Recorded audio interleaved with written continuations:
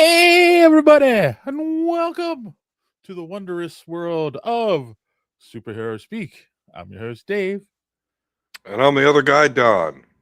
the other guy. The other guy. Was that a movie, The Other Guys, with Will Ferrell?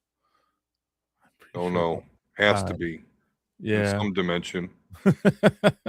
In some multiverse. And some multiverse, yes.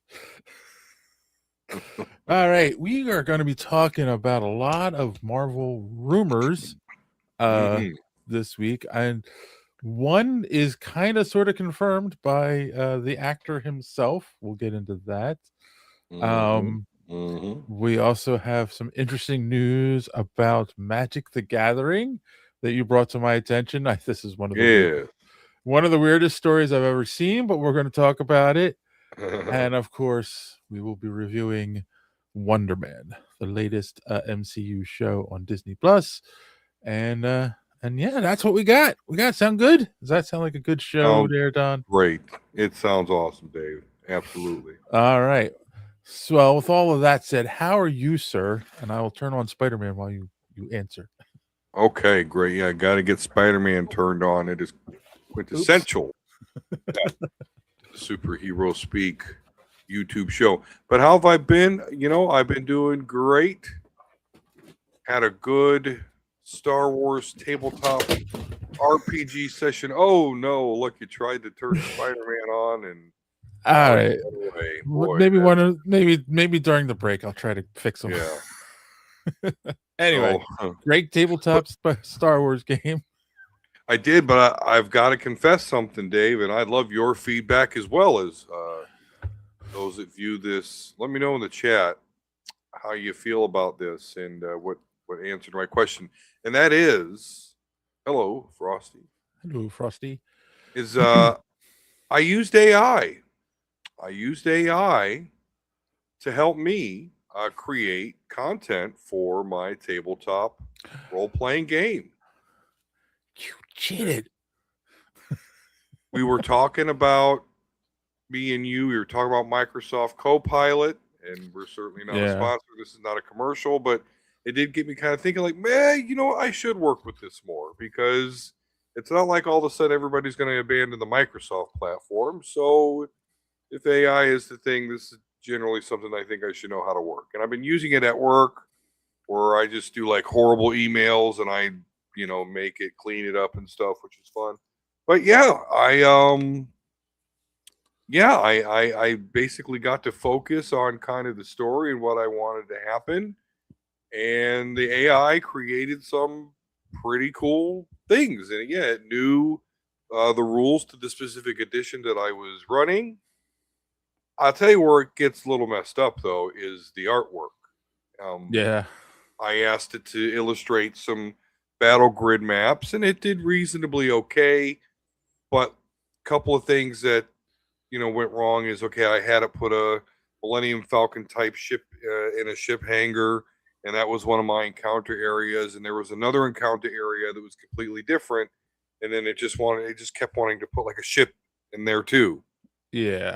And then as far as having like some DM notes on the map, like it stopped even using English. So that part was a bit different. Had to simplify that, but yeah, it's a lot of some cool nook and cranny stuff where me as a DM could just focus more on the story and what I want them to do and how I want them to be challenged. So my question, go ahead.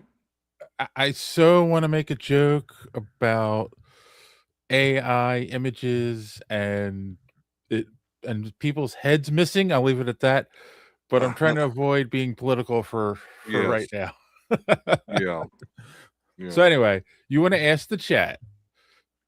And you, Dave, like, how would you feel if your DM's like, yeah, AI is at this point helping me with the campaign you're all on, or maybe they waited till the end and said like, hey, so by the way, any feelings about that? And chatters, chat it up. I How would guess you feel?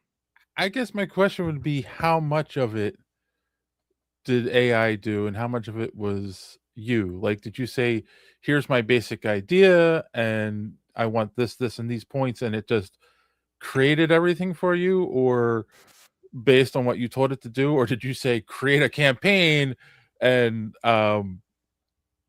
for this game and that's it? Because I think there's a difference. Like if it's helping you do the details and the nitty gritty, like all right, especially if you're trying to do something quickly. But if it's like doing the Yeah. entire thing, it's like, then what do we need you This for?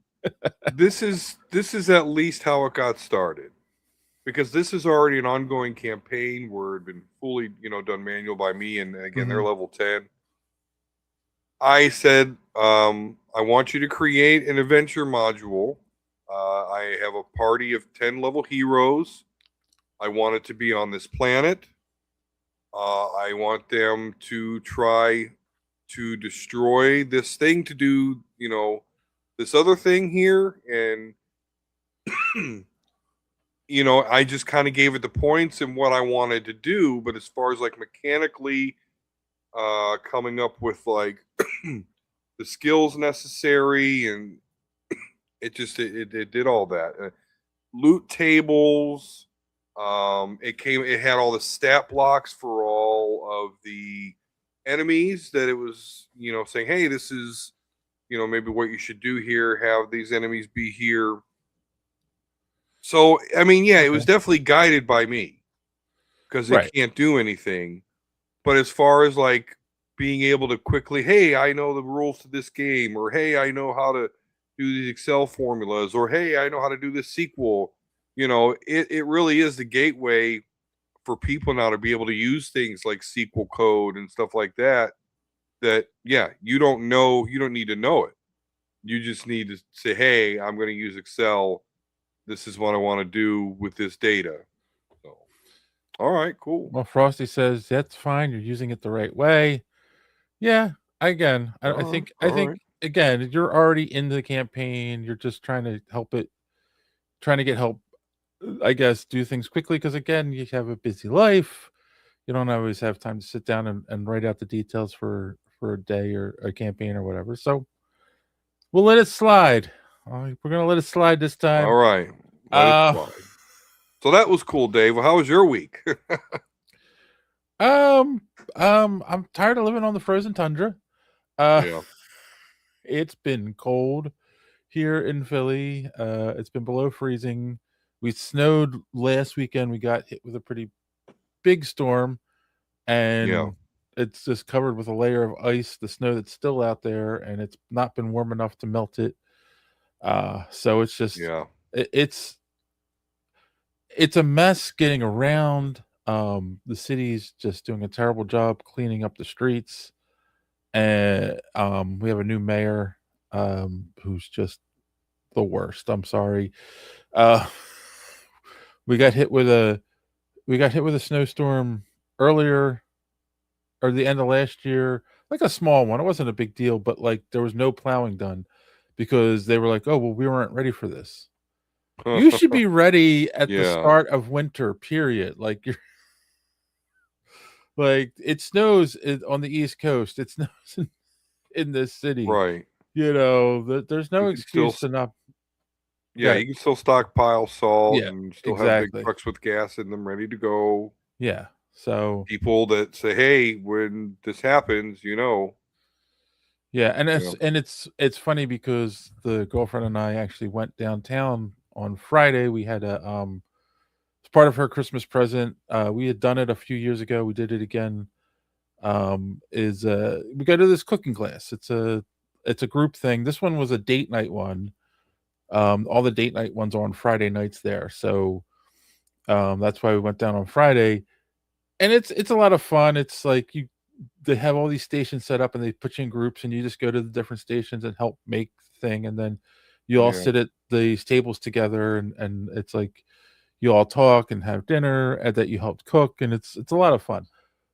But Okay. it took us is it from my house to get to the convention. It's basically near the convention center, Yeah. which is normally a 30-minute drive at most. Even at rush hour, it took us like Mm-hmm. 2 hours Oh because man. all the roads are a mess. The GPS is like on crack because because it thinks all these roads are closed because of accidents and stuff, and a lot of places there's only one lane, but in both directions. So yeah, it was such a mess, and like once we got to downtown proper, and like it still looks like everywhere else where there's still huge piles of snow, lanes are blocked and stuff. It's like I'm like, this is a disgrace for the city. If people coming here and it's the 250th anniversary of the country and there's all these celebrations planned in because the country started here Yeah. for this year, this is a disgrace. Like, and then we've got the World Cup is going to be played here. A couple of the games, like Oh there's a boy. yeah, there's a lot that's going to be going on in the city, and if we can't handle this, we're just going to look terrible, And it's a disgrace. So, what are you going to do? But yeah, other than being tired of the snow, I mean, I'm doing all right. Like I said, had a lovely time with the girlfriend um this weekend, and oh, I bought myself a present. Oh, nice. I bought this really nice cart. You can't see it's behind the backdrop. That like all my painting supplies fits on. It's neat, and it's got a nice top that holds my palette. So like, believe it or not, it's gonna when it comes to painting, it's gonna make my life a lot easier because I had to pull everything out, and then I would have like I sit on a stool while I paint. I would have my easel on one side, and I would have all my palette sitting actually on my bed, and I would sit on my stool, and I'd like get the paint, turn around, and do. Now I can have it all next to the easel. It's just like, oh, I put it together today, and I'm like, this is gonna be fun. So yeah, Awesome. but yeah, that was my week of that, and of course, we both watched a brand new show on Disney Plus, Wonder Man. We'll be talking about that. So yeah, I think with all that being said, with all that good stuff, we have to bring in the evil. And I think Darth Don has to tell you where you can find more superhero speak. Darth Don here. And you must subscribe to Superhero Speak if you haven't already. And if you have already, make another account and subscribe again. You also will like this video. And while you're on the HoloNet, go to superheroespeak.com. Find the links to our merch and purchase one of our shirts. Don't skimp on the shipping, or else I will trap you in a box with an agitated gun dog named Brie Lawson. I would just force lightning you, but we don't have that in the effects budget. Now, back to the show.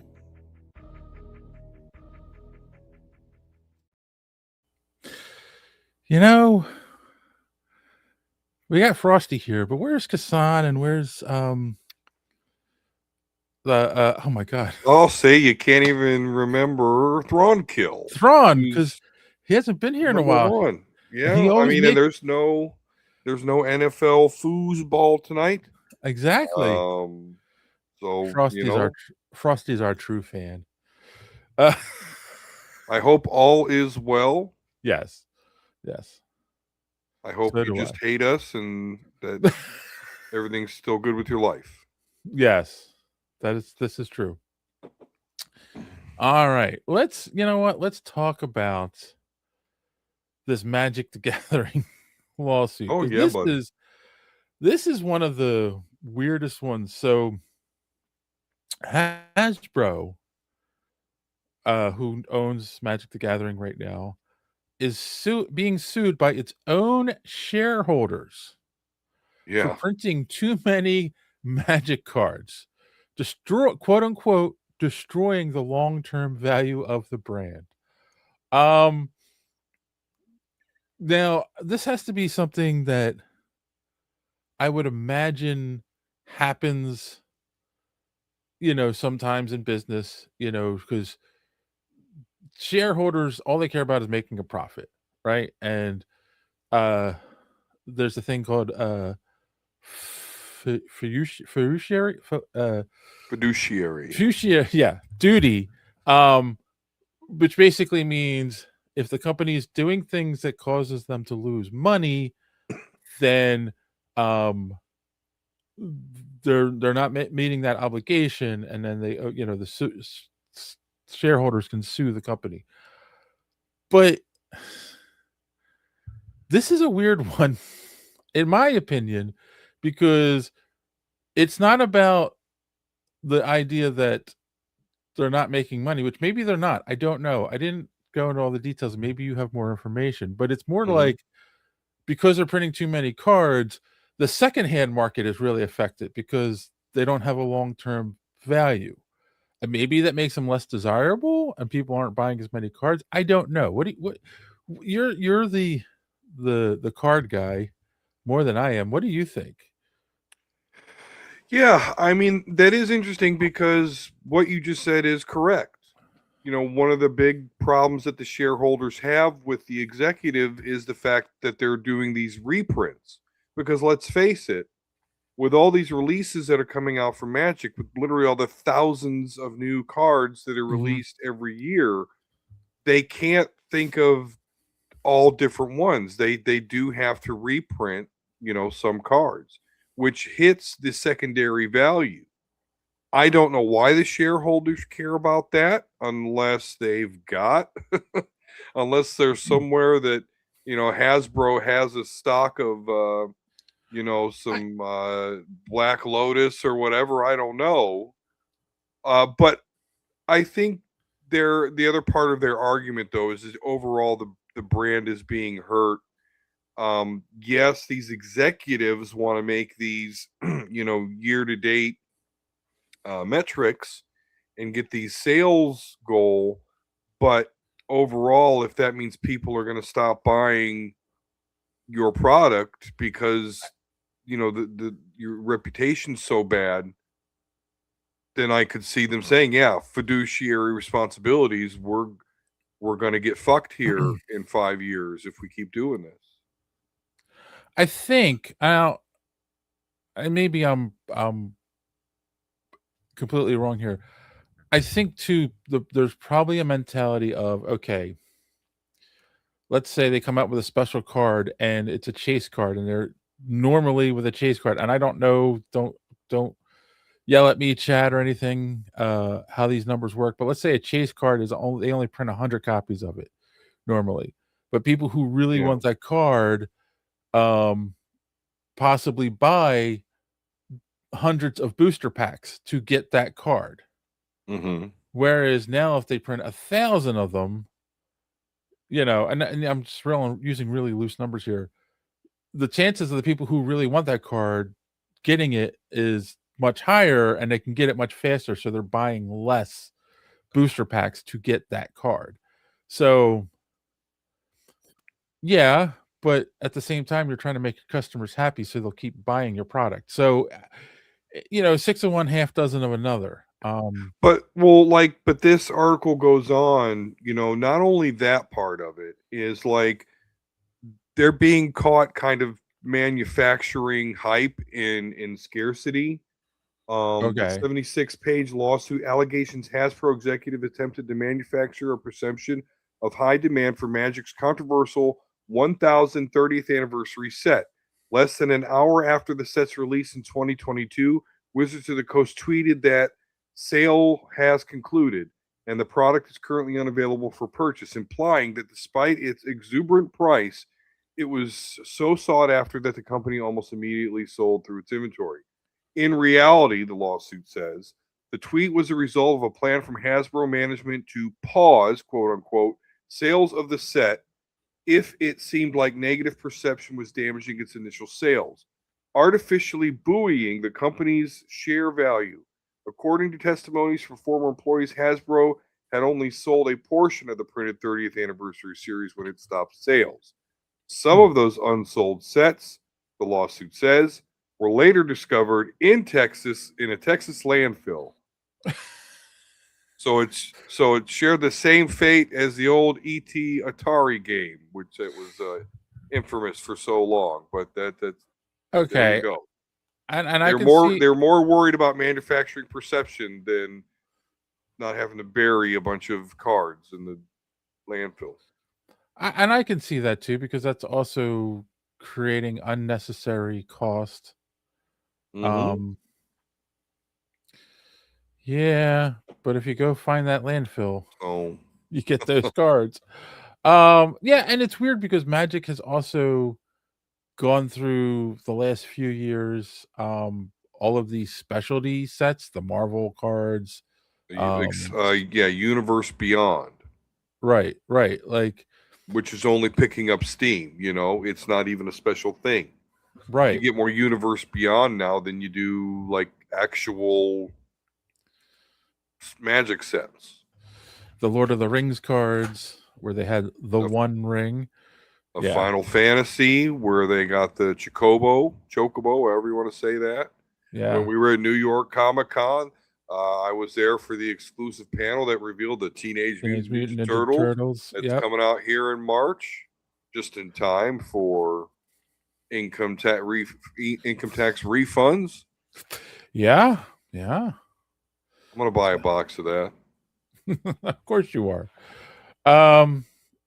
So yeah, it's Oh, I love the Final Fantasy. You don't even want to know how much money I spent on the Final Fantasy shit. no, I don't. I'm sure I don't. So it's interesting. I like. I'm curious, and let us know in the comments down below there, what you guys think. Is this a nuisance lawsuit by greedy people who just want to like see their numbers go up, their profits go up, or do they have a point? Is Hasbro destroying the value of Magic the Gathering by doing moves like this? I So, think they are. I think that they do need to print less cards. I think there's a lot of other ways that they could make money. It's a strong brand. People that play Magic like to buy other superfluous shit, sleeves, card boxes, counters. I mean, it's a strong brand, so you can make money with it without destroying the value of the cards. hello, Some Travis. people really are pissed off by the Universe Beyond stuff. Hello, Travis. Welcome to the chat. Wonder Man was amazing. It was good. We'll get into that. We're talking a little news first. Stay tuned. Stay tuned. Oh, we're talking news. I wouldn't know it. Just Oh. You know no, what? Too late. Is it?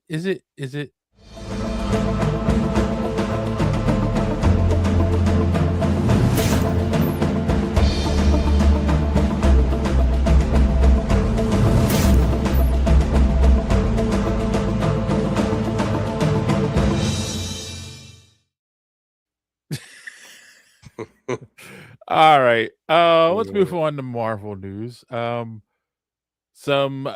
is the only thing I feel is confirmed in the stuff that I picked for the week. Ian McKellen, in an interview, while filming Avengers Doomsday, said he just got back from filming a large sequence where he destroyed New Jersey. And he goes, I probably shouldn't have said that. So, and I've seen other articles where they're talking about when it comes to the X-Men, Magneto's going to be the MVP of the movie. I've seen that, yes. Yeah, that's going to be like the most powerful, which, I mean, he is one of the most powerful mutants, in X-Men history. So that's not like a secret or anything, or like, oh my goodness. But I don't know. Do you think, here's the question I had when I saw this. Do you think like he actually destroyed New Jersey in the story, or he just came from filming a sequence where there's destruction everywhere? He's supposed to be in New Jersey and he says, yeah, I destroyed New Jersey, Having rode on a train that went through New Jersey, I don't think it's possible for anyone to destroy it. I think it's already pretty much there. But no, yeah, destroy New Jersey. I think it's just going to be a grand scale thing right next to New York, you know, Hoboken or whatever that part of New Jersey is. So, but you know, Ian McKellen, he is of advanced age, so things are going to happen. I mean, what are you going to do? We got a comment here. Yeah, Travis has got a good point. The Camp Lee, the Shield Bunker, and Hank's Lab are all in New Jersey. He's not sure that has something to do with it. That's actually a good point. Yep. Yeah, especially the Shield Bunker, because yeah. But as far as him being MVP, it's Magneto. He is an Omega level mutant. I mean, dude can literally feel planets and the metal in planets to their, you know, in other galaxies and shit, and could literally call one of those iron planets and destroy us all. So it is Magneto. He is an MVP, and I'm excited. Yeah, he could pull in any close asteroid that's coming by. He could pull the moon down. Yep. So yeah, he could. I'm pretty sure our core is made of iron. I don't know. Yeah. Yeah. Don't fuck with Magneto. Don't fuck with Magneto. All right. The other X-Men related news that came out, and this is one of these what do you call it? Inside people on the internet. Sure. Now, I will say this guy is a VFX artist who has worked with Marvel on many projects, who did say this, but the current head in the lead, that's the word I was looking for, the villain that's in the lead for the X-Men saga or the Mutant Saga, whatever they're going to call it, to start off with, is Mr. Sinister, and along with Mojo. That one threw me off. I don't think of them in the same vein, but I mean, other than being weird enemies. So you're the X-Men expert here, and he hasn't been done in live action. They've hinted at him, but he hasn't been done in live action yet. What do you think of Mr. Sinister starting off the Mutant Saga as the villain? I think that is the absolute perfect first villain to deal with in the X-Men, because he is not a grandiose power porn laser beam shooting, you know, all powerful thing. So you can start off the X-Men in somewhat of a grounded way, be a little creepy, have a little mystery going, some drama, and I think Mr. Sinister is perfect for all of that. And I also like the fact that they were just starting to get into him in the Fox X-Men universe before it died. The New Mutants movie, which I enjoyed very much, I thought was good. You know, it concluded with learning that Nathaniel Essex, the one, you know, that was in control of all this crap. So, and I've always stated you could bring that into, you know, the new MCU. I'd love for them to do so. I can't think of any better actors for any of those roles. That's because they watch this show and they know Don knows his stuff. That's right. That's right. So I like it. I like it a lot. I know some may say, "Oh, but it's got to be Magneto. That's got to be the first MCU villain, or I'm sorry, X-Men MCU villain." We're not going to get a whole movie of the original 5. It'll be a flashback for the most part. They're not going to. I don't think we're going to get much of a villain Magneto in the MCU. I think they're going to. I actually feel like they're going to go a different route. In the sense of because of other things they have, other media and other things they've done with Magneto in the comics and the cartoons and all.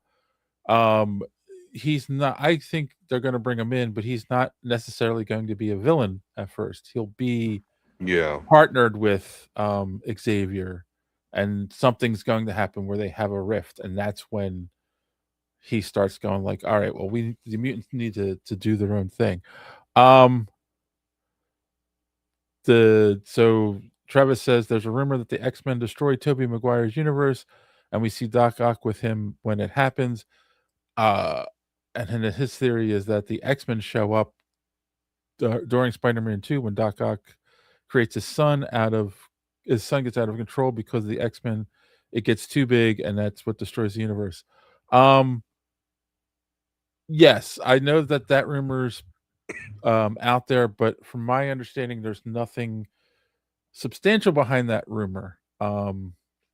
There's so much rumor There's shit so many flying rumors about these around movies, about this. Yeah. but like, yeah, I mean, I try to stick to the ones that are actually coming from insiders. Yeah. In the original Secret Wars comic, Magneto is at odds with Cap, arguing priorities prioritize the lives of humans more than mutants. I feel that may play a role in the movie. Yeah, I definitely feel like they're going to go down that road.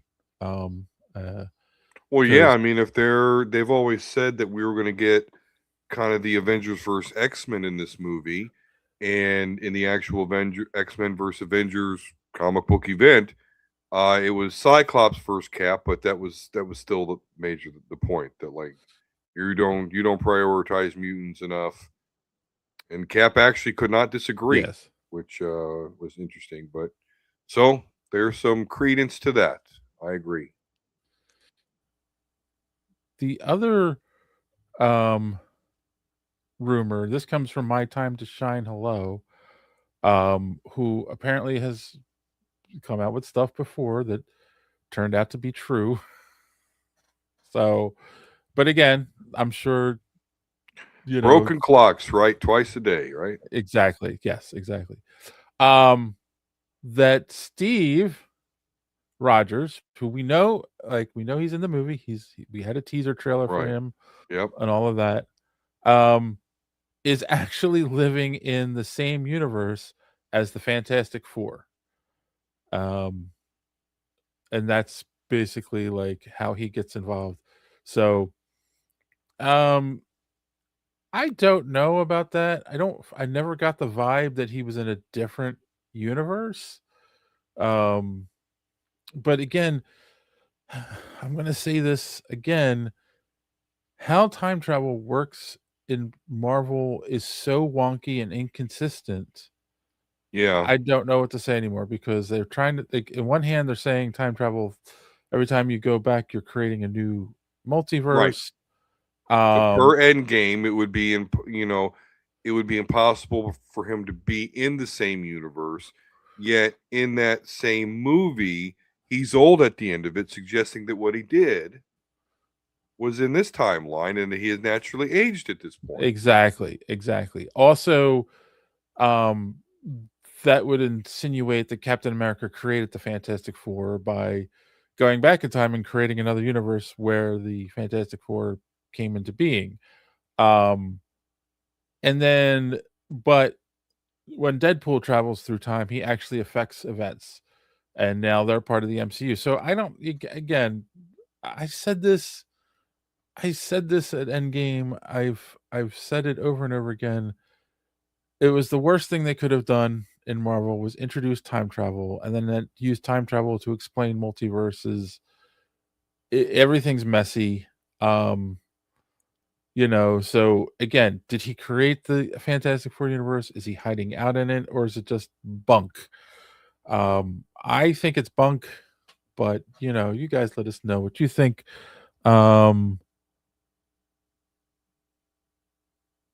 Okay, the warning that Sam gives to the warning the leader gives to Sam about the others have his own team with Saber and the new Avengers also exist. I think the arrival of the Fantastic Four results in different reactions from the group. Huh. at least one of the groups may have a problem with that ship even reaching Earth. It's possible it gets blown out of the sky, and the four are separated at the start. Um, I would give credence to that idea for the fact that like the only one we've seen in the teasers is Ben, and he's in Wakanda. So um, so yeah, Interesting. yeah, we don't know where the other three are at this point. We just know that Ben's in Wakanda with uh Baku, and Shuri. Shuri. Yes. You know those So, characters we all love and we can't wait to see. uh, yeah, I'll leave that alone. Uh, so we heard what Travis thinks. You guys let us know in the comments down below. Is he in the Fantastic Four universe, or is he, is that just bunk? Speaking of interesting rumors and Captain America, and is it bunk or is it not? Hallie Atwell, who is Peggy Carter in the MCU and Captain Carter in an alternate universe or two. It was rumored originally that she was going to be a variant of Doctor Doom. But now it has come out that she's not a variant, but a witch who works with Doom. And she's still a villain. So she's a sidekick. She's a witch sidekick of Doctor Yeah. Doom in this movie, and not a villain. So that we are going to somehow get a Peggy versus Steve fight in the movie. What I don't like this idea. What do you think? Yeah, I mean, it really doesn't seem like a good idea to me. You know, we know Peggy Carter. We love Peggy Carter. We've seen Captain Britain, Peggy Carter in the What If series. Mm-hmm. So she got that, And Multiverse of shine. Madness live action. Yeah. Yeah. So she got all that shine. To come back and say Doctor Doom's got some sort of witch lackey, there's a little bit of that makes sense, because one thing that they may not be able to spend a whole lot of time on as far as aspects of Doctor Doom is the fact that he does dabble in sorcery and the Right. magic. In fact, I think right now in the comics he's like the Sorcerer Supreme. So that may be one thing they introduce that helps tell that narrative a little bit. Otherwise, it really doesn't make a whole lot of sense to me. No. I'm not pining to see Peggy Carter. I know that she has a contingent of very boisterous fans online, but so does anything. Look at us. And yeah, so I don't really get that at all. Not interested.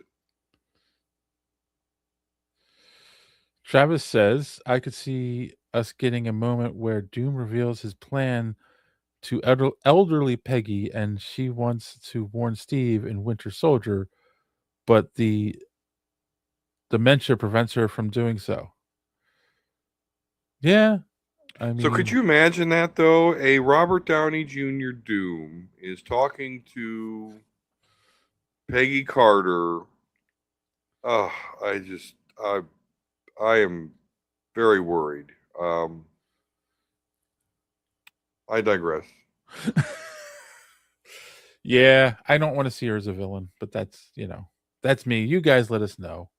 And the last rumor that we have revolves around Daredevil and the Defenders. And it's the rumor is that in Secret Wars we will get Daredevil, the Punisher, and other Defenders in the movie. So other Defenders could be why can't I think of her name? Jessica Jones, because we know she's in season 2 of Daredevil Born Again, but I don't think there's been any confirmation that any of the other Defenders are returning. But I don't know. What do you think? We we've talked about this. You weren't you watched it, but you weren't a super fan of season 1 of Born Again, and Called it Bored Again. yes, and I don't think you didn't really watch the original shows, so I watched the original Daredevil. Yeah, would you want to I see? like to call it fight a lot of people in hallways. Do you want to see Jessica Jones and Luke Cage and maybe Iron Fist? No, show up in Secret Wars? Absolutely not. Absolutely not. We've already got the Avengers, the new Avengers, the Fantastic Four, the Fox X-Men. I don't need it. I don't need it. That's like having, a banana split. You got all the bananas. Okay, great. The cherries. And then here comes somebody say, hey, let's put some nuts on that. Like, no, we're good, dude. Like, I mean, it's fine if it's there, but I really don't care. So that's how I feel about that. Here's the thing. I'm a Daredevil fan. I've always been a Daredevil fan from the comics, the show, I dig it. Both shows. I don't even think I would want to see him in Secret Wars. He's a street level villain, and I feel like if you're gonna have more powerful heroes in it, like, I don't know. Also, given the version of Daredevil we have, I mean, he's pretty spot close to the comics. Like, he's not a tactician. He's a street brawler. Like, what would he do in Secret Wars? That's the thing that kind of gets me a little worried about him coming in. So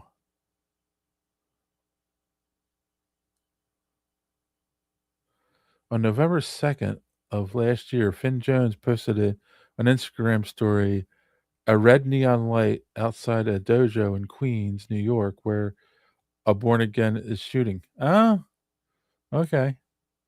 Yeah, I said this one when we reviewed the original show for the podcast, that, like, I don't think the problem with that show was Finn Jones. I think the problem was the writing and the fighting choreography, especially the fighting choreography for Iron Fist. Like, that it could have been so much better.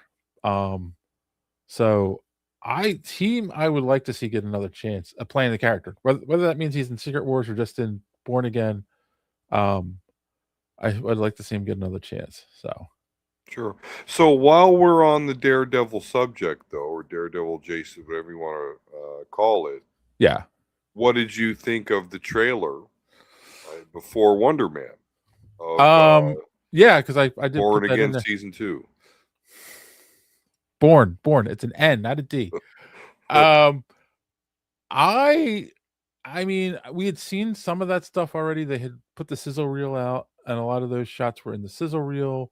We see more of Bullseye in the trailer, though, with him sitting at the diner, or sitting at the counter at that diner, and he gets that goofy smile on his face.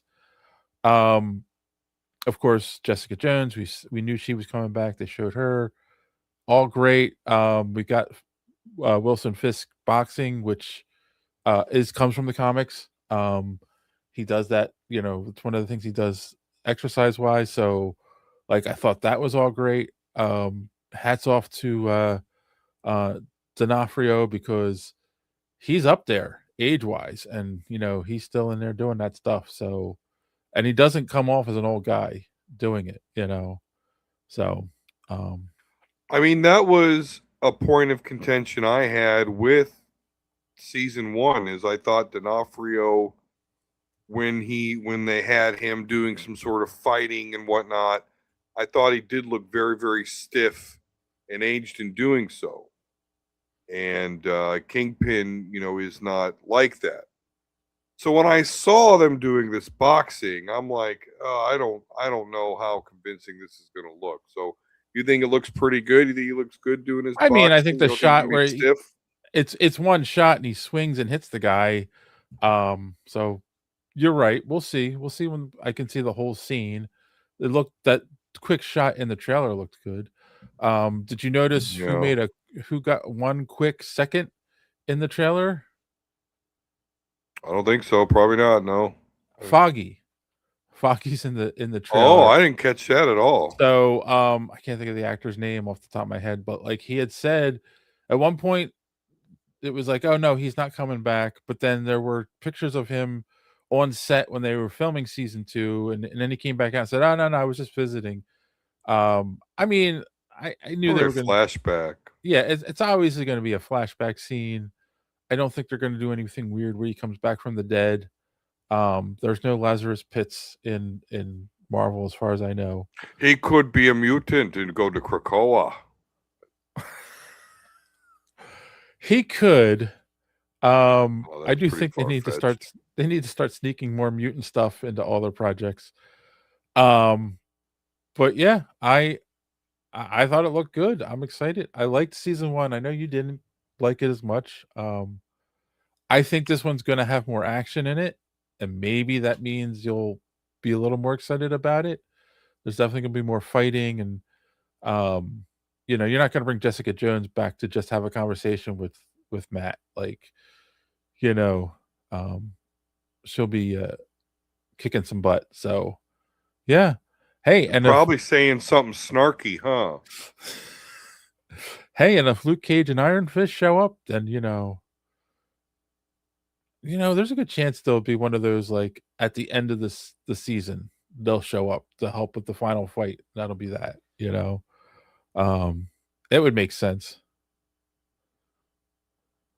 Travis says I'm in the minority who found the Netflix show is all boring save the Punisher. I actually enjoyed Iron Fist as I watched the first expecting it to suck the most, so my expectations were low. Sometimes, Travis, having low expectations going into something is a good thing. I think the boring thing is Kingpin trying to get into Matt's head, making him remember his dad, seeing Matt put on gloves to fight Kingpin in the ring could be sick. There would be a lot of screaming. Yeah. Yeah, we'll see. We'll see. I mean, it comes out next month, so we will definitely be watching it for the podcast and we will be talking about it. But all that being said, I think it's time for us to talk about what we came here to talk about, and that is the current miniseries released on Disney Plus, Wonder Man. So before we give our initial thoughts, I do want to point out over on Rotten Tomatoes, it has a tomato meter score of 89% and an audience score of 89%. I can't remember anything in a long time where it was an exact match by both the Right, critics and right. the audience. So is it good? Is that real, or is that something manufactured by Disney? We'll find Disney. out. All right. So tell me, we both watched the whole thing. It's Mm-hmm. if you haven't watched it yet, it's 8 episodes. They're half hour each. So you can easily get through it in a day or two. No problem there. It's 4 hours. So, what did you think? Initial thoughts, to try to keep spoilers out for right now, of Wonder Man? Yeah, I mean, I remember that before this series was released, I had said that I believed that this was possibly going to be a chore to watch. And so this came out, started watching it. I wanted to keep an open mind, and I did so. So I watched it. I would say that for me, it was a chore. It was a chore. I liked the last episode. Had a couple laughs from Trevor Slattery. There were aspects of the Wonder Man character or Simon that I could relate to, but otherwise I felt pretty disconnected from the character and his struggles. If you're interested in the life of a struggling actor and the drama involved in that, then then you're gonna like the show. But I'm gonna be honest with you, I can't say that it's a bad show.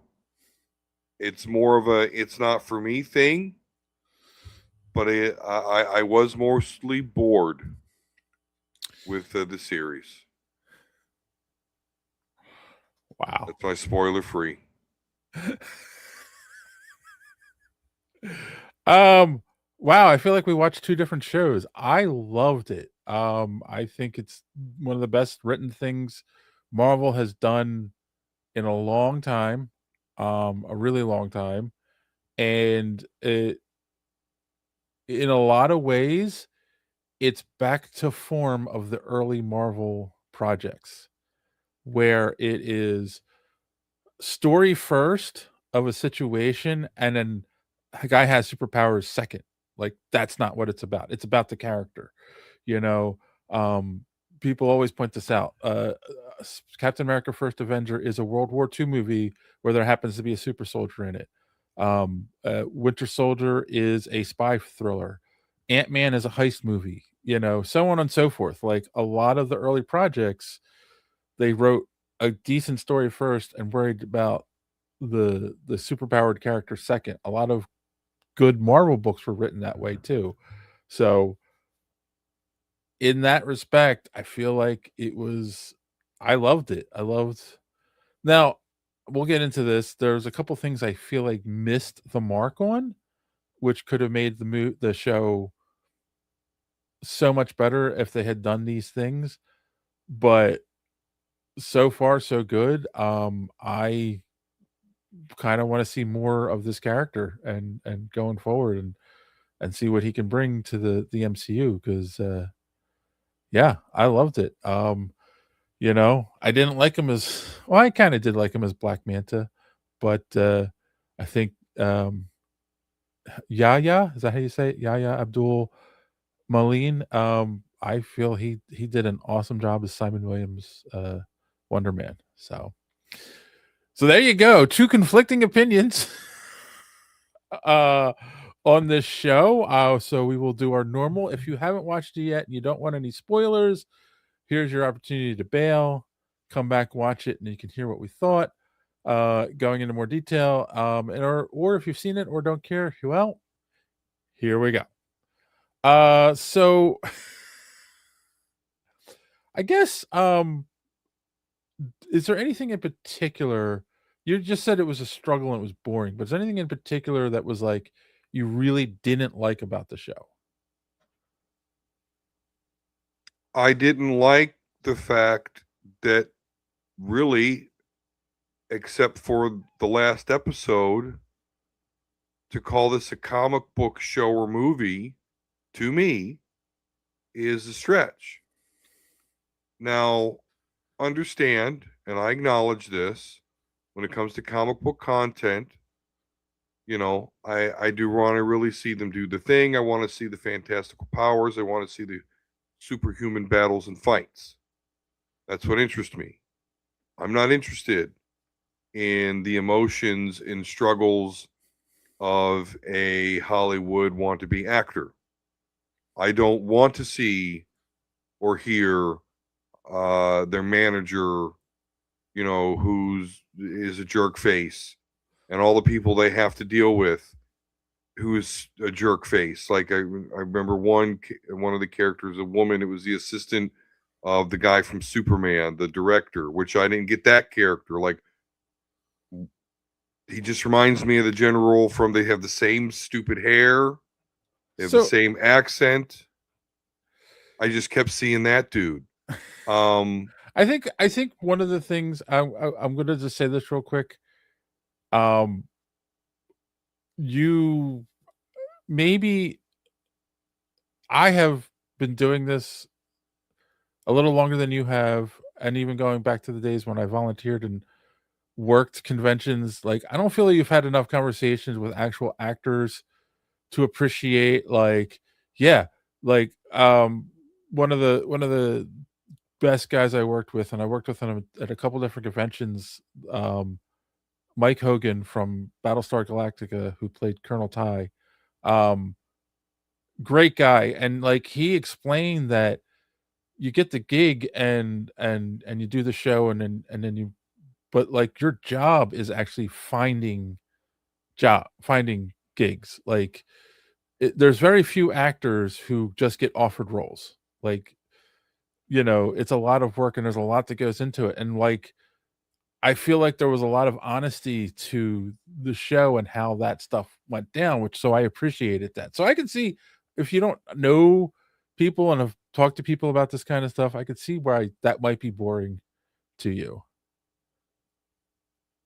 Yeah, I mean, I totally get that. Again, I cannot say this is a bad show. If you're a person that likes drama and, character studies, I mean, again, I did sympathize with the fact that like he didn't have a lot of friends growing up, or he was Well, alone and kind of doing his own that's thing. that's an interesting aspect of this that has not been explored with any of the other superhero um MCU stuff, right? Like they don't, they don't explain how he got his power. So he was born with them, right? It's the only thing. Which annoys me. Well, why does that annoy you? Because I feel, again, I struggle with, okay, here he is, he has powers. We know exactly what his powers do on an ionic level, apparently, which is fine.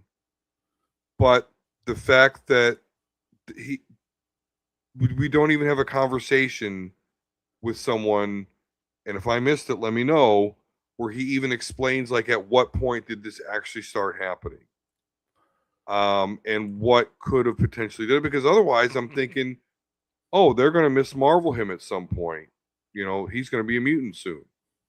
um I just I get it. I acknowledge that as a show, and for those of you that are super duper into the characters, like, great. I'm not saying it's bad. I'm not saying you shouldn't enjoy it.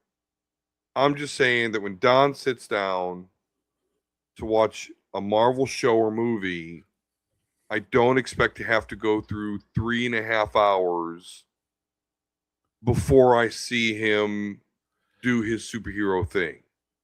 Yeah, Like but the start of the MCU, we saw Iron Man do his Iron Man thing within an hour.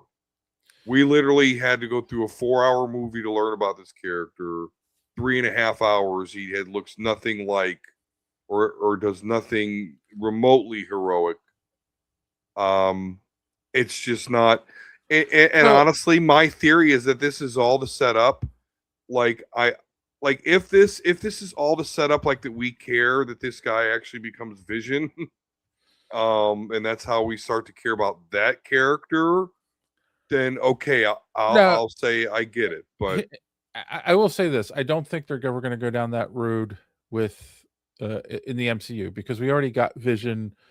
They explained that he was the Jarvis AI married to Ultron, married to this alien tech, and that's how we got Vision. Like, they're never gonna now turn around and say, "Oh, Wonder Man's personality has to go into Vision," to save him. yeah, I don't think they're gonna do that in the MCU. What I'm also gonna say is, I think we're I think they left it open because they're gonna make he's gonna be a mutant.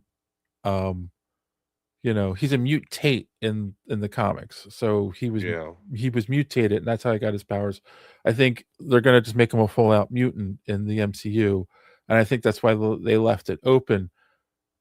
What I'm going to say here, and I'm going to ask you if this would have made it more interesting for you, because this is where I feel they missed the mark. They kept referring to the kitchen fire, right? That when he was a kid and he survived it, and Mm-hmm. when we're at the hospital, we get the only flashback we get revealed to that, related to that, is at the hospital, and it's his mom and brother there with him.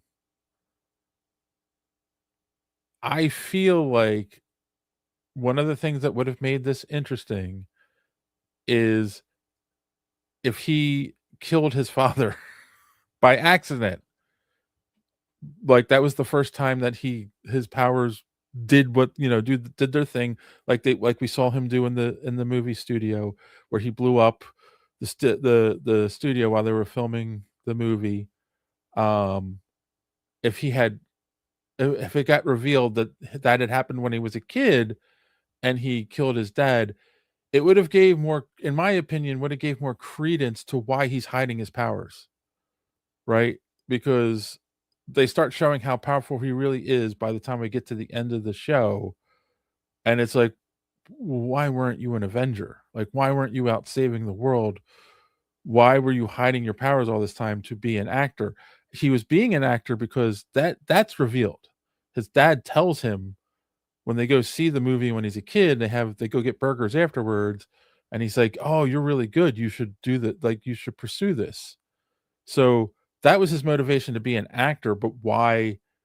He wasn't just hiding his powers because of the thing. Like, that became his most important thing, is I need to be an actor.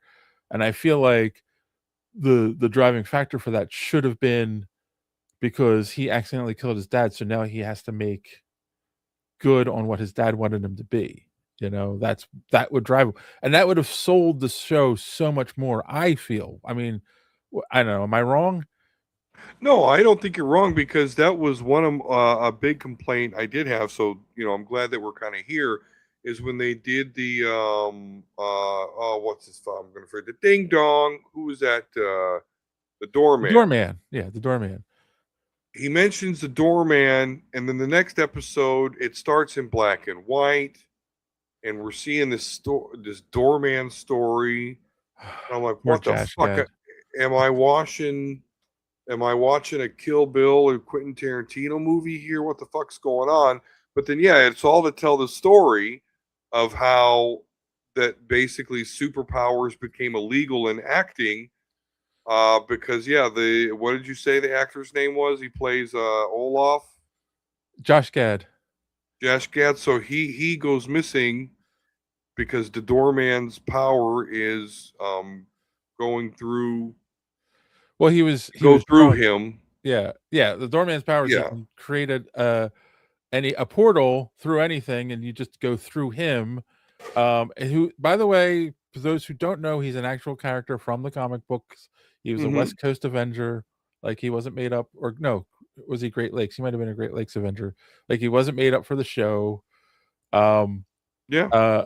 And it's funny because there's a whole aspect of that show too. It's not just like, the outcome of it is, yes, he uses his powers, he's drunk, it screws up, and Josh Gad disappears. We don't know where he is. He's obviously in a pocket dimension somewhere.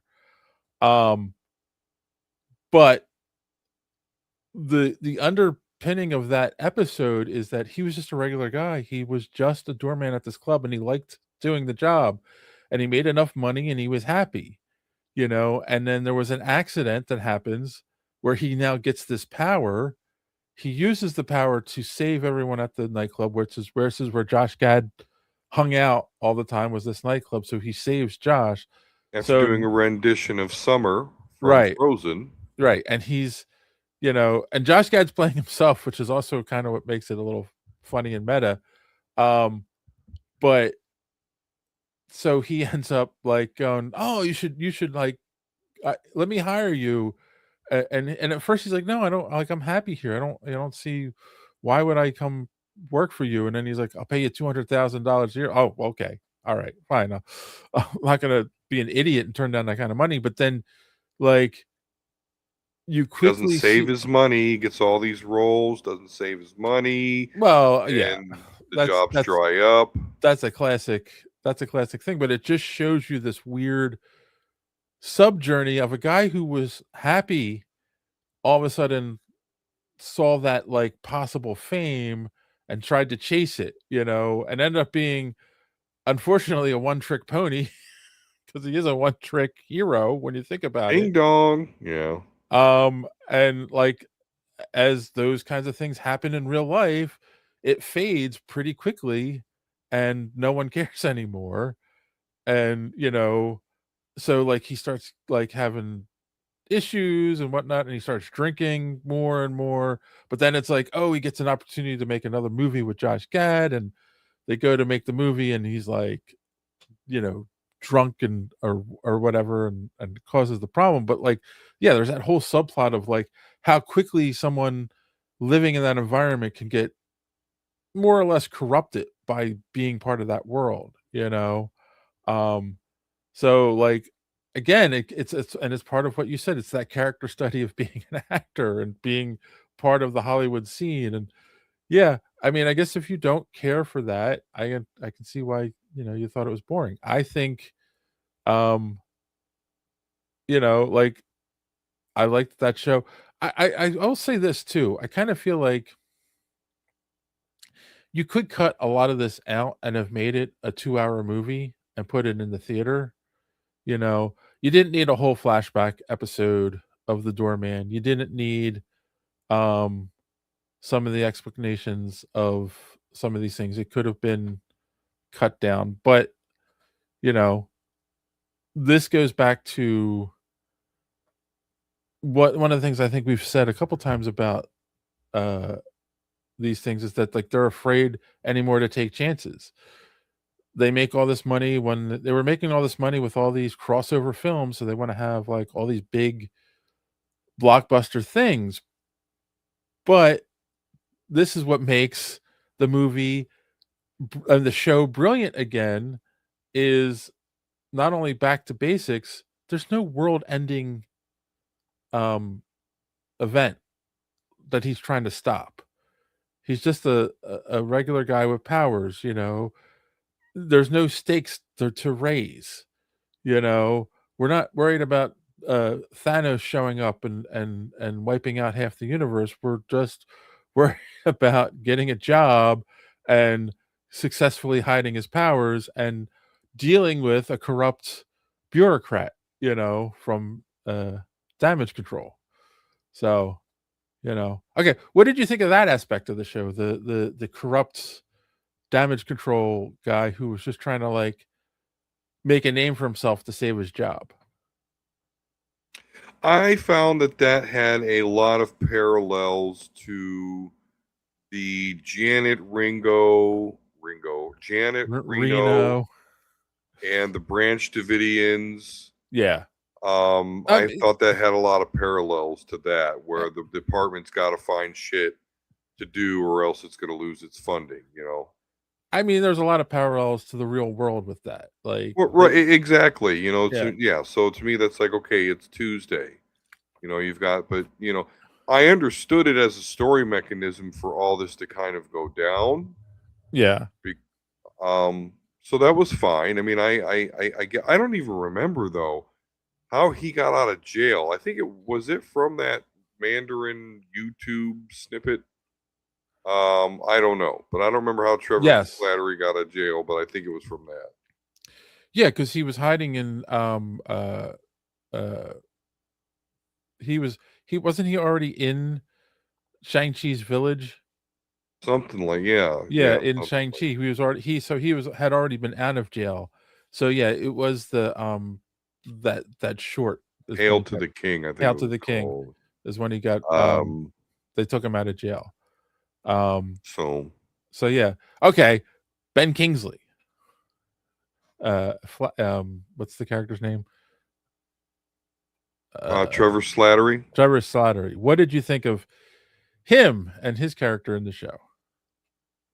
I mean, honestly, except for the final episode, he was the whole reason you even watch it. I mean, but I honestly So- expected to be a little bit more entertained from him than I was. Right. I mean, well, like, but his journey through the show, right? Like, he I mean, starts they endeared us to him, and they proved that ultimately he's not a dirtbag, right. and that That's the whole thing, right? Like, he gets threatened with being thrown back in jail by this corrupt bureaucrat, and they know that they have a feeling that Simon has powers, so they're like, spy on him. He ends up setting up this um uh audition for Wonder Man for that Simon gets, which that's again one of those TV and movie tropes where it's like he was already a huge fan of Wonder Man because of the special yeah, bond with his father, and that happens to be the movie that this Oscar-winning director wants to make. Okay, fine. But where was I going with this? But like, he has this like journey where it's like, okay, he meets his family and he's like, no, I don't want to do this. Like, this is wrong. And then he stopped, but then they start threatening to throw him in jail again. And he's like, okay, fine, I'll get you information. And then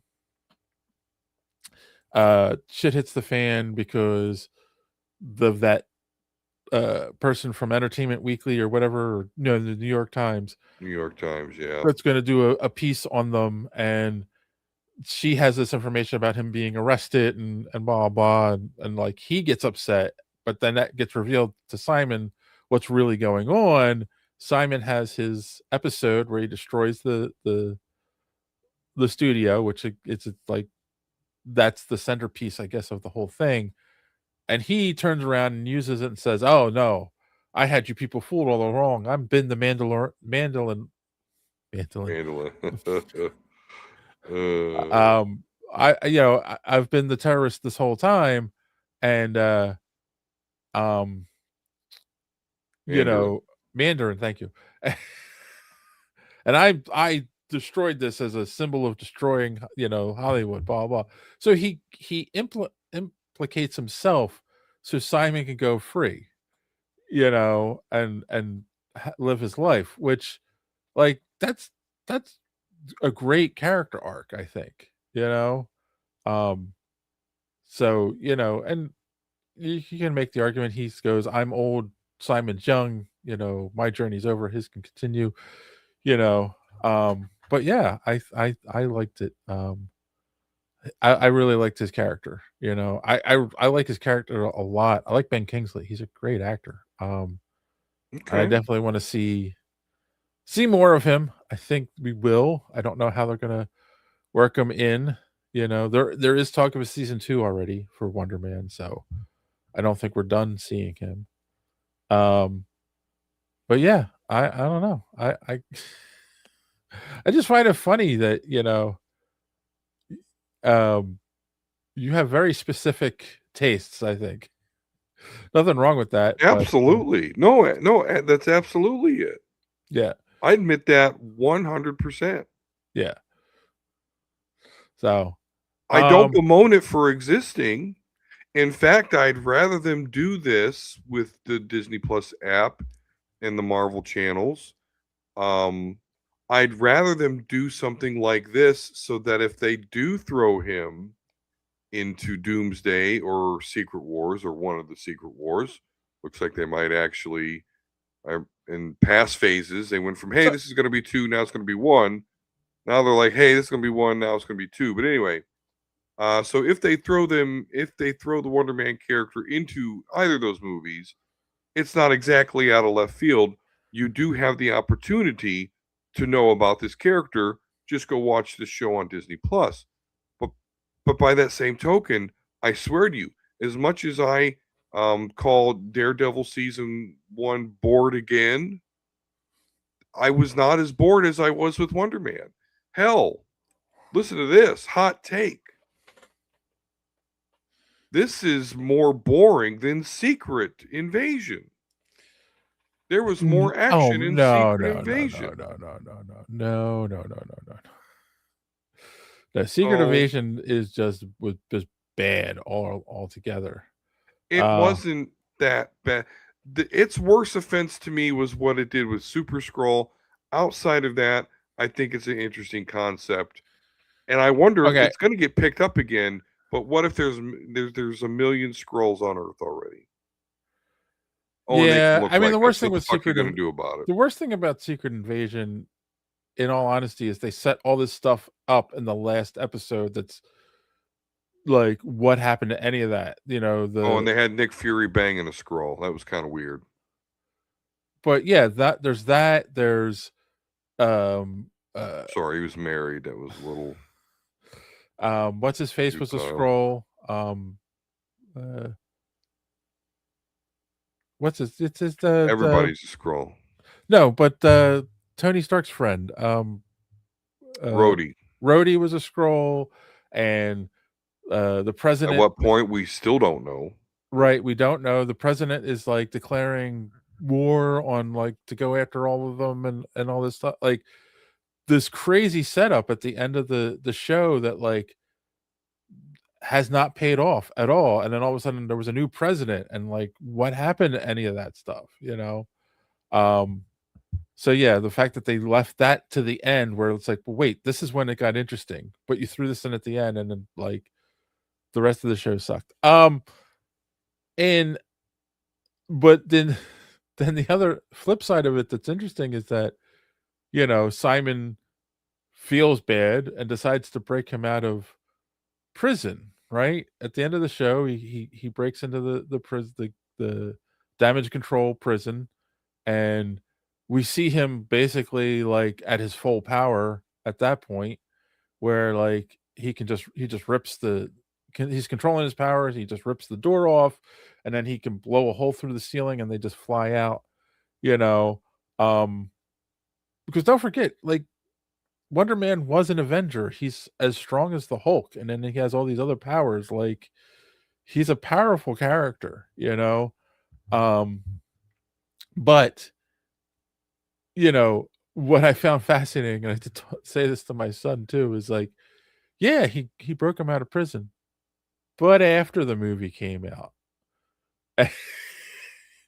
you know, like, his priority Yeah. was still, I want to make this movie and get it done and become rich and famous from it.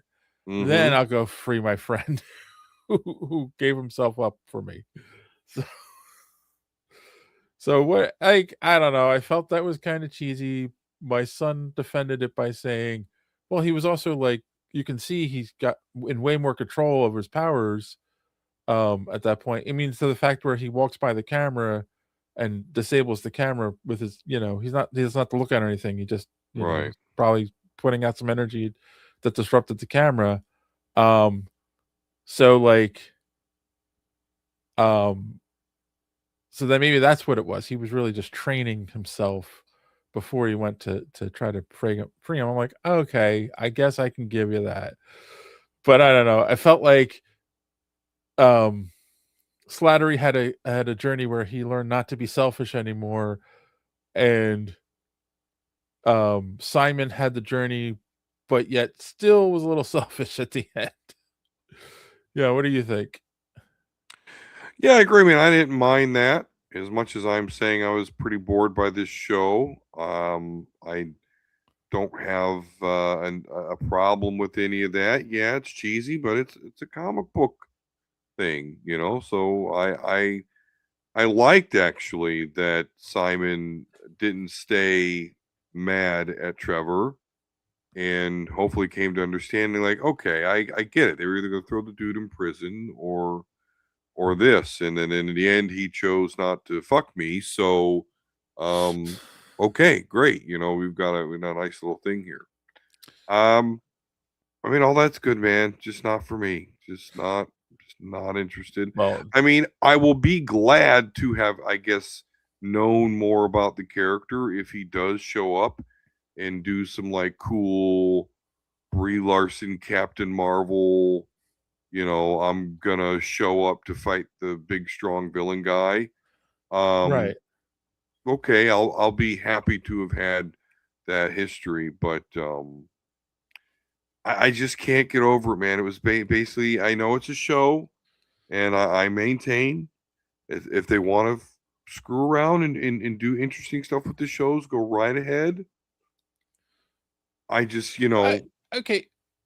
go ahead. Well, first off, I agree with James here. James agrees with me. He says he's not at the end of the show yet, but he is enjoying the performances. Yes, James, you are correct. They're very good performances.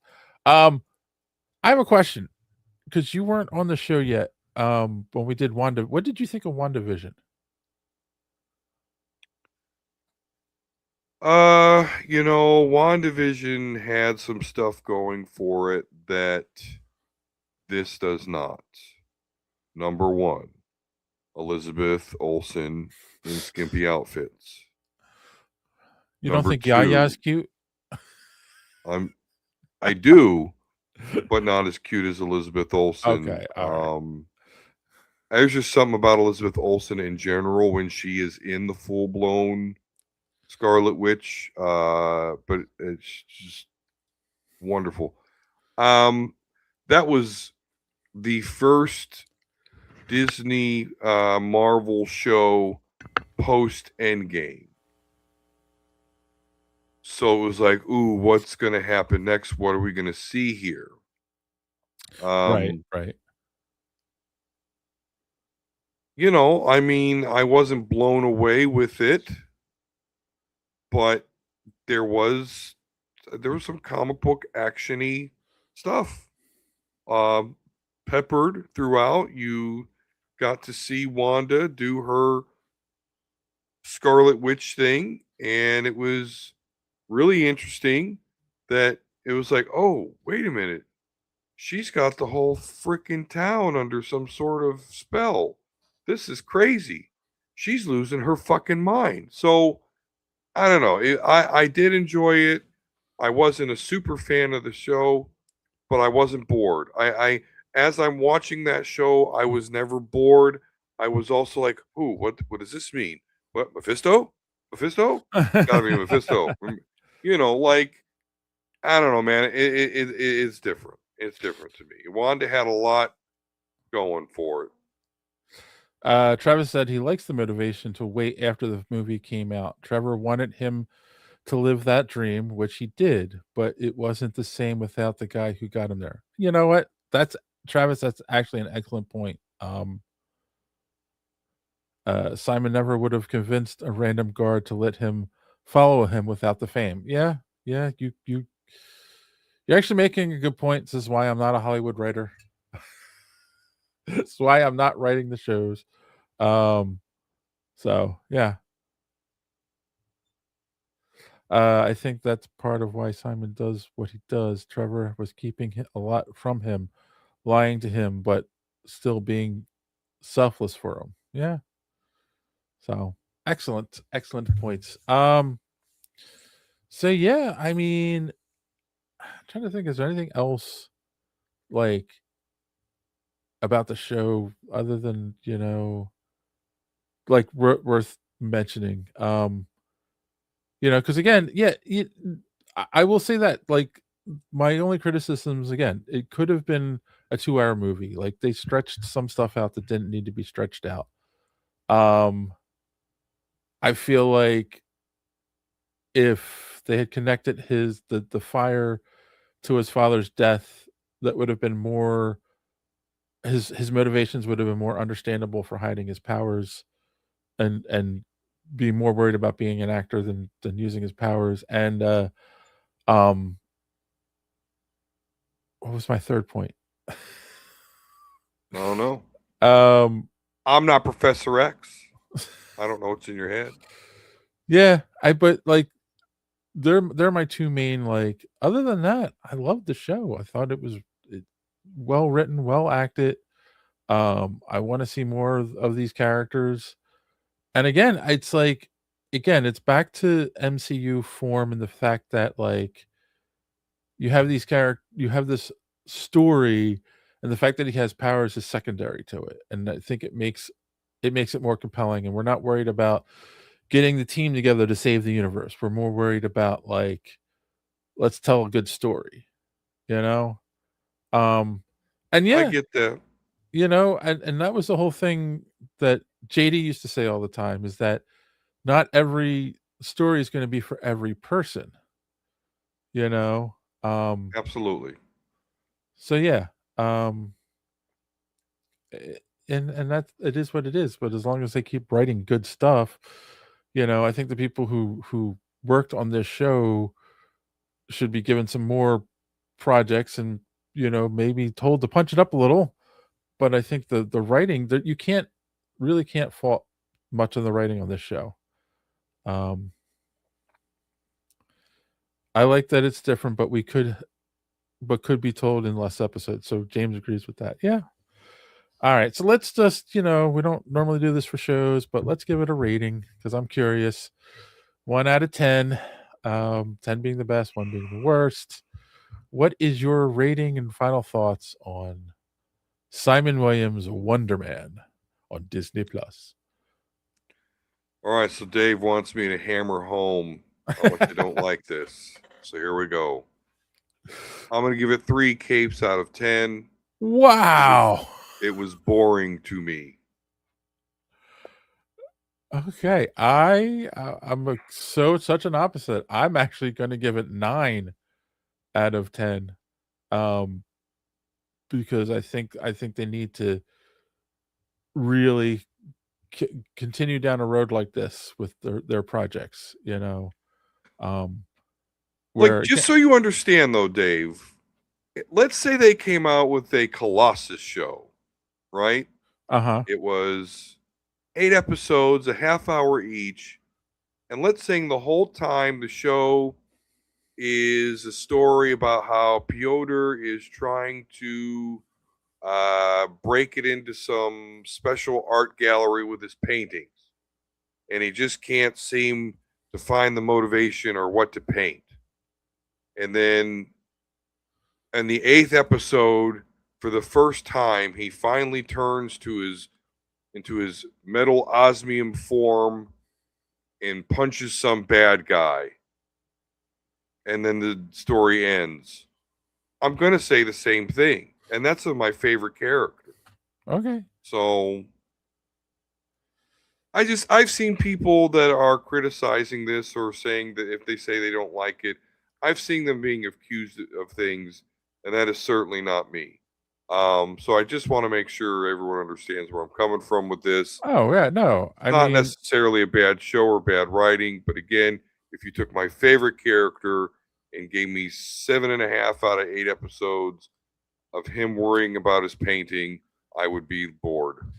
I will say this. I know what you're getting at. You don't want to say it out loud.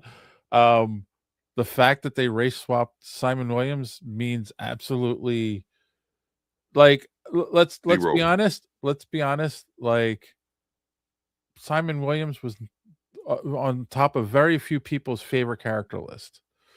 Like, Yeah. he's a character that kind of came and went. They killed him off. They put his personality in Vision, and then he did get separated back out eventually and became his own character again, who in the comics was more interested in his acting career than being a hero, right? Like, he was like, I'm over that life kind of thing, and then gets sucked in every once in a while. So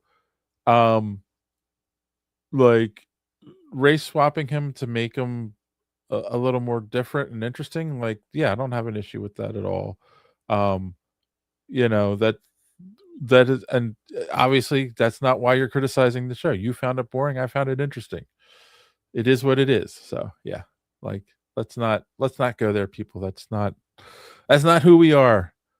Travis, the visual similarities between his powers and that of the Power Stone has me wondering if there's some connection. That's not a bad thought. And James says, nope, I loved Ghost Rider, and that was an inch above Daredevil, but it was my favorite character. All right. Race swapping doesn't really matter. Yeah, exactly. Yeah, I mean, you're looking at somebody who, when they say, "Oh, they might make Professor X and Magneto black," okay, that could work. It's funny. I know I was shocked that JD fought me on this. I'm going to stand by this again. There's part of me that wants to be like, if you made them at least made Magneto black and made it the civil rights movement as opposed to World War II and the Nazis, that would be fine. It would be the same basic story, just told through the lens of race, um, as the comparison. So, yeah, but JD's always like, no, it's got to stay true, and it's like, yeah, I understand Magneto's powers allows him to age slowly, but not Professor X. Yeah, So, you would definitely have to do a younger Professor X like that, but you could have a black Magneto and still have him go through the Holocaust and all yeah. that, or you could update it. I'm with JD in as far as like I think the Holocaust still needs to be a part of Magneto's bread and butter as far as his character goes. But again, that can be done either way. All right. You know what? Well, you guys have heard what we thought of Wonder Man.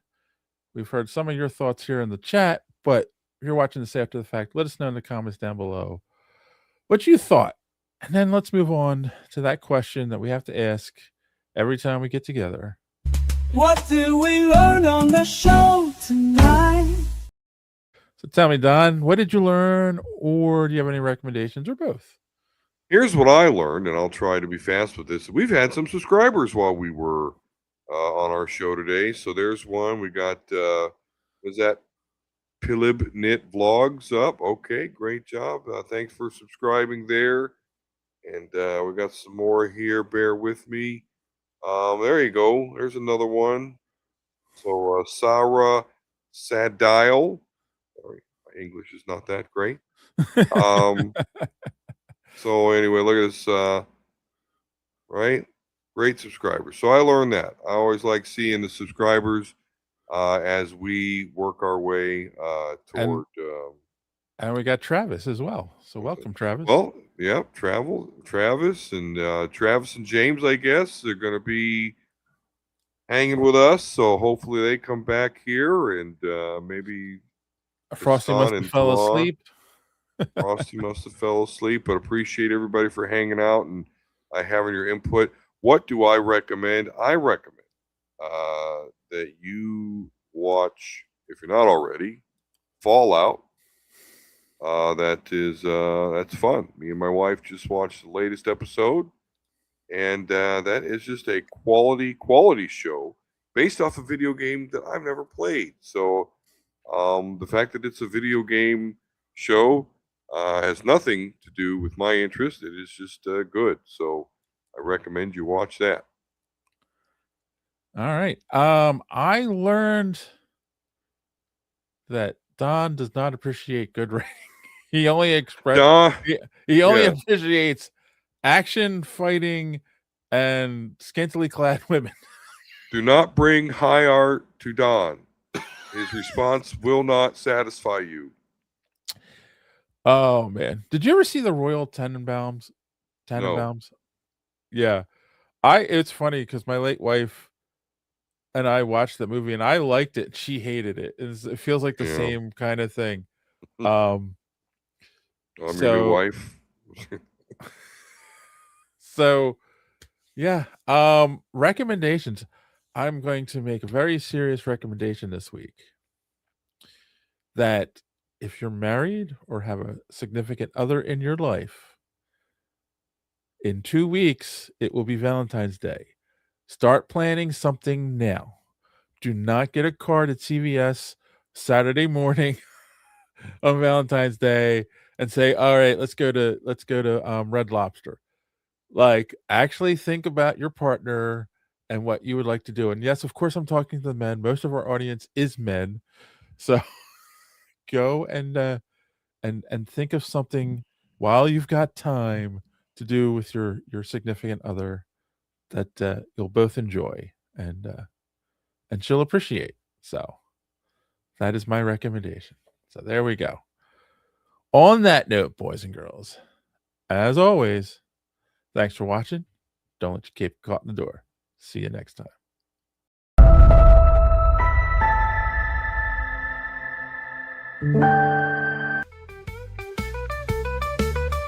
If If you haven't done so yet, subscribe.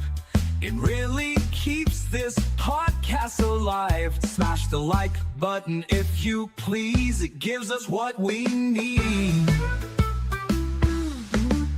Maybe leave a comment or two. It's a really nice thing to do. And what are you waiting for? Visit our merch store.